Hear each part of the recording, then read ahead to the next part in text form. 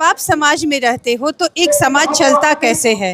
समाज में किसी के साथ अन्याय ना हो, सब एक समान मिलजुल करके रहे, ये हमारा सनातन धर्म सिखाता है। तो हम बिल्कुल अवेयरनेस की ज़रूरत है। आप देख ही रहे हैं कि आए दिन खाली आदमी धर्म और जाति में बट गया है।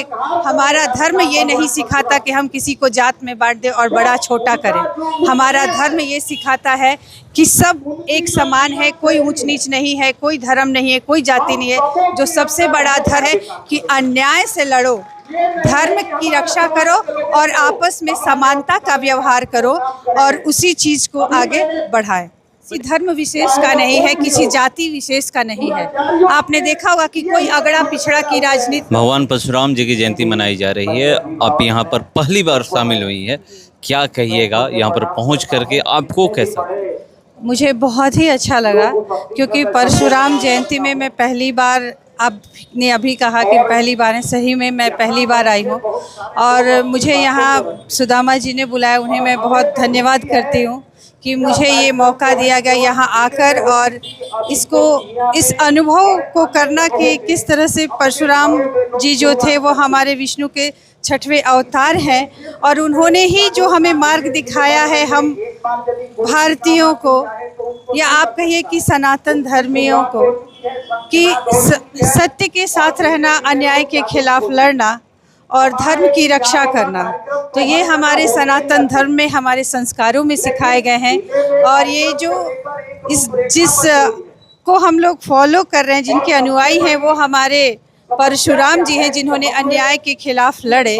तो इस मौके पर मुझे उपस्थित होकर बहुत ही गर्व का अनुभव हो रहा है।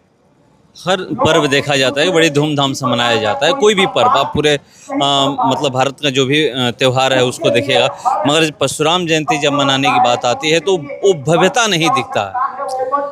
नहीं, देखिए, परशुराम जयंती पहले नहीं मनाया जाता था, लेकिन अब लोगों को धीरे धीरे ये जागरूकता आ रही है कि हम जो समाज में, जिस समाज में हम रहते हैं, उस समाज को चलाने वाले, रास्ता प्रशस्त करने वाले, हमें मार्ग दिखाने वाले परशुराम भगवान हैं, जिन्होंने सनातन धर्म के बारे में बताया कि जब आप समाज में रहते हो तो एक समाज चलता कैसे है।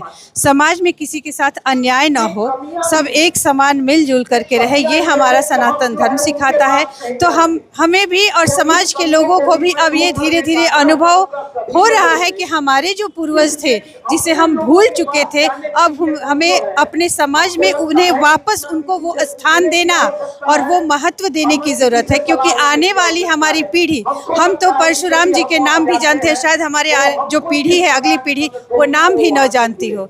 तो ये बहुत ही अच्छा आयोजन है और ये बहुत अच्छा निर्णय है कि अब परशुराम जयंती भी हम लोग मनाएंगे ताकि हमारे आने वाली पीढ़ी उनको देखे, सुने, समझे और उनके मार्गों पे चलने की कोशिश करे, जिससे कि हमारे समाज में सद्भावना का विस्तार हो। क्या समाज में आज भी अवेयर की जरूरत है? क्या चीज़? समाज में आज भी अवेयर की जरूरत है। बिल्कुल अवेयरनेस की ज़रूरत है। आप देख ही रहे हैं कि आए दिन खाली आदमी धर्म और जाति में बट गया है।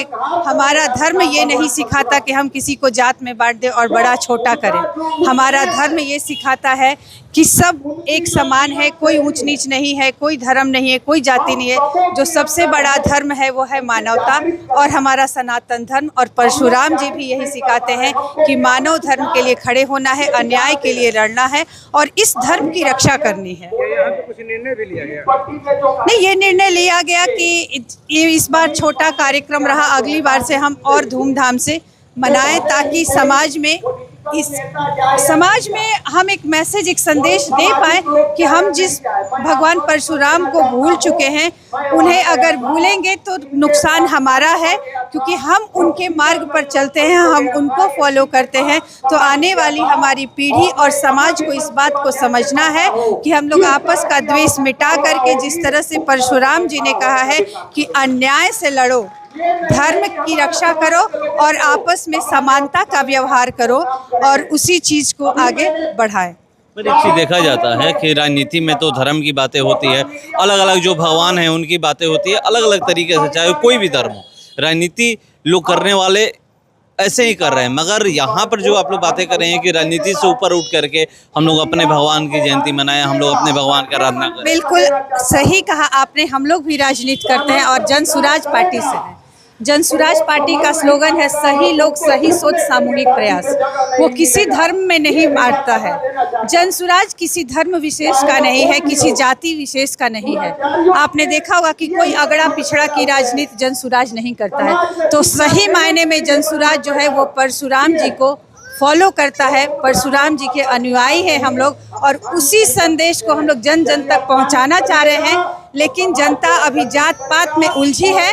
अगर सही मायने में परशुराम को अगर समझ जाए तो सबके दिन दुनिया सुधर जाएंगे।